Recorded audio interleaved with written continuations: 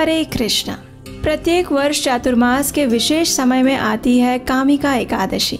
श्रावण मास के कृष्ण पक्ष में आने वाली ये एकादशी मनुष्य के सहस्त्र पूर्व जन्मों के पापों को भी नष्ट करने की क्षमता रखती है। इस एकादशी का पालन करने से मनुष्य को वो सारा पुण्य फल अपने आप मिल जाता है जो हिमालय में केदारनाथ का दर्शन करने से, सूर्य ग्रहण के दौरान कुरुक्षेत्र में स्नान करने से, समुद्रों और जंगलों सहित संपूर्ण पृथ्वी का दान देने से और गंडकी नदी में स्नान करने से मिलता है। इस कामिका एकादशी के दिन जो भी व्यक्ति भगवान श्री हरि को उनकी प्रिय तुलसी दल अर्पित करता है, उसे 200 ग्राम सुवर्ण या 800 ग्राम चांदी दान करने के समान पुण्य फल प्राप्त होता है। जो व्यक्ति इस मंगलमय एकादशी का पालन करता है, उसकी पूजा स्वयं देवता, गंधर्व और नागलोक के वासी करते हैं। जो मनुष्य संपूर्ण निष्ठा से इस एकादशी का पालन करता है और रात्रि के समय कृष्ण कीर्तन और हरि स्मरण में जागरण करता है, उसे यमदूतों के दर्शन कभी नहीं करने पड़ेंगे। और फिर ये तो चातुर्मास की पहली एकादशी है और श्रावण मास जैसे पवित्र महीने में आती है, इसलिए भी इसका महत्व और बढ़ जाता है।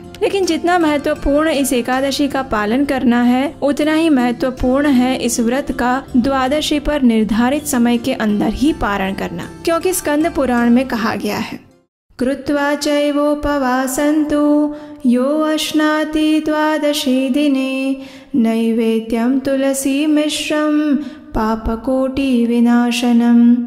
अर्थात एकादशी व्रत का उचित रूप से पालन करके अगले दिन द्वादशी पर व्यक्ति को महाप्रसाद ग्रहण करना चाहिए और उसी क्षण उसके लाखों पापों का नाश हो जाता है। जब मनुष्य एकादशी व्रत का पालन करने के बाद द्वादशी पर शास्त्रोक्त विधि से उसका पारण करता है, तो उसे इस एकादशी व्रत का संपूर्ण फल प्राप्त होता है। हमारे शास्त्रों में कहा गया है कि अगर कोई व्यक्ति एकादशी का पूर्ण नियमों के साथ पालन करता है, लेकिन द्वादशी पर उसका निश्चित समय में पारण नहीं करता, तो उसका व्रत अधूरा माना जाता है और फिर उसे द्वादशी के दिन भी संपूर्ण उपवास का पालन करना होगा और फिर वो त्रयोदशी के दिन ही पारण करके अपना व्रत खोल सकता है। तो ये है निश्चित समय पर एकादशी का पारण करने का महत्व। तो चलिए अब हम देखते हैं कि आखिर इस कामिका एकादशी का पालन कब और कैसे करना चाहिए।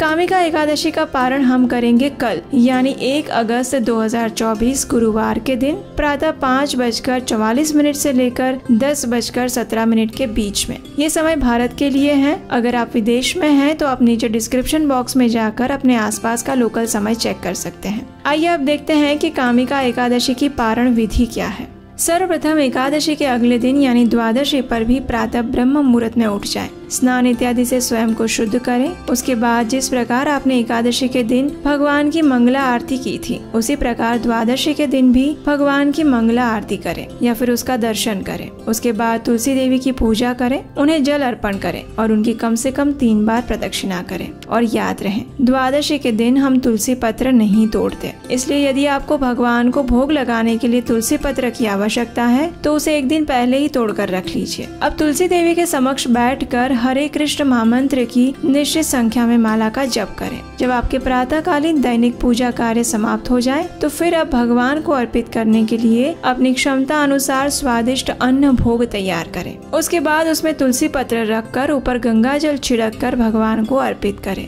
प्रयास करें कि पारण समय से पहले ये सारे कार्य समाप्त कर लें और तत्पश्चात यदि संभव है तो अपने घर में किसी वैष्णव या ब्राह्मण को आमंत्रित कीजिए। उन्हें सम्मान पूर्वक आसन प्रदान कीजिए और उन्हें भगवान को जो भोग लगाया था उसी को प्रसाद रूप में अर्पित कीजिए। जब वे इस प्रसाद से संतुष्ट हो जाएं, तो फिर उन्हें अपनी क्षमता अनुसार कुछ न कुछ दान अवश्य दीजिए। इस व्रत का पारण करते समय दान देना अत्यंत आवश्यक है, क्योंकि दान के विषय में पद्म पुराण में श्री व्यासदेव जी कहते हैं, तस्मात् कलियुगे दानम प्रीतये कमलापतेः कर्तव्यम सततम प्राज्ञैः इच्छद्भिः परमं पदम्।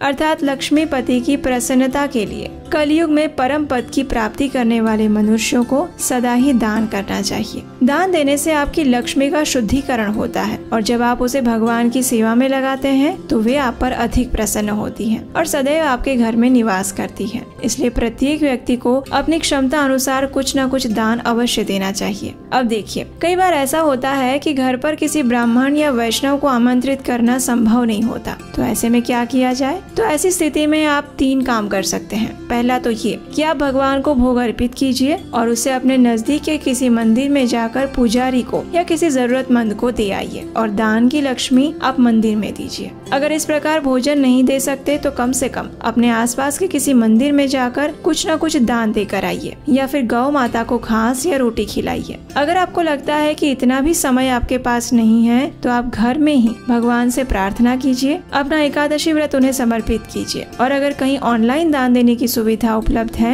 तो योग्य स्थान में ऑनलाइन दान दीजिए। अगर नहीं है तो ये दान की लक्ष्मी आप एक तरफ निकाल कर रख लीजिए और फिर जब भी कभी मंदिर जाए उस समय उस दान को मंदिर में दे दीजिए। लेकिन किसी भी स्थिति में कुछ न कुछ दान अवश्य देना चाहिए या फिर वो दान निकाल कर साइड में रखना चाहिए। दान देने से कभी भी आपकी लक्ष्मी कम नहीं होती है। दान देने से व्यक्ति के अंदर अपने धन के प्रति आसक्ति कम होती है और ये छोटा सा कदम धीरे धीरे ही सही लेकिन अंततः मनुष्य को वैराग्य की ओर अग्रसर करता है, जो कि हमारे जीवन का अंतिम लक्ष्य होता है। इसलिए भी दान जरूर देना चाहिए। दान देते समय इस बात का ध्यान अवश्य रखें कि आपके द्वारा दिया गया दान किसी सुयोग्य व्यक्ति या संस्था के पास ही जाए, अन्यथा उसका बुरा फल भी आपको मिल सकता है। अब अगला कार्य है स्वयं पारण करना। इस प्रकार वैष्णव भोजन और दान देने के बाद अब पारण समय के अंदर ही आप भगवान से प्रार्थना करते हुए स्वयं भी एकादशी व्रत का पारण करें। अब जब आप स्वयं पारण करने जा रहे हैं तो सबसे पहले भगवान के समक्ष जाइए, हाथ में गंगा जल लीजिए और अपने एकादशी के दिन जो संकल्प लिया था उसे भगवान को अर्पित करते हुए ये प्रार्थना करिए।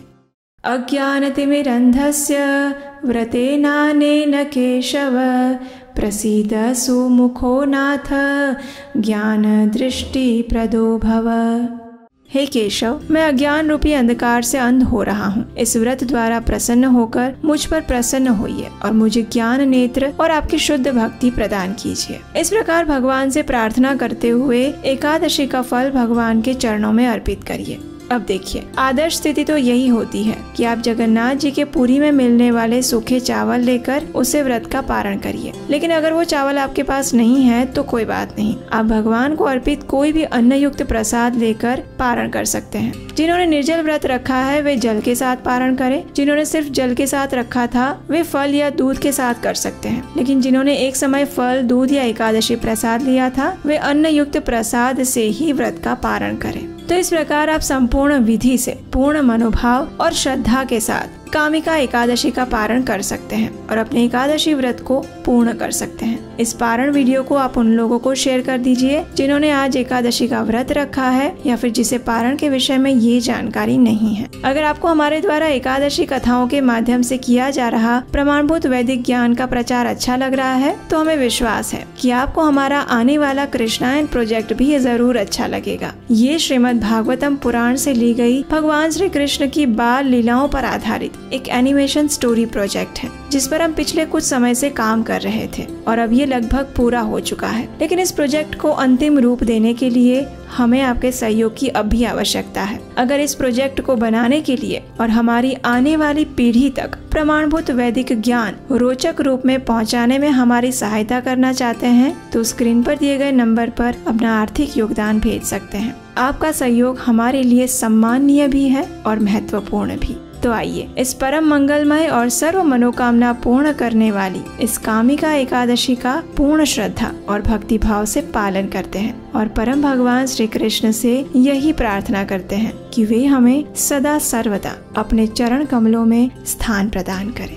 हरे कृष्ण।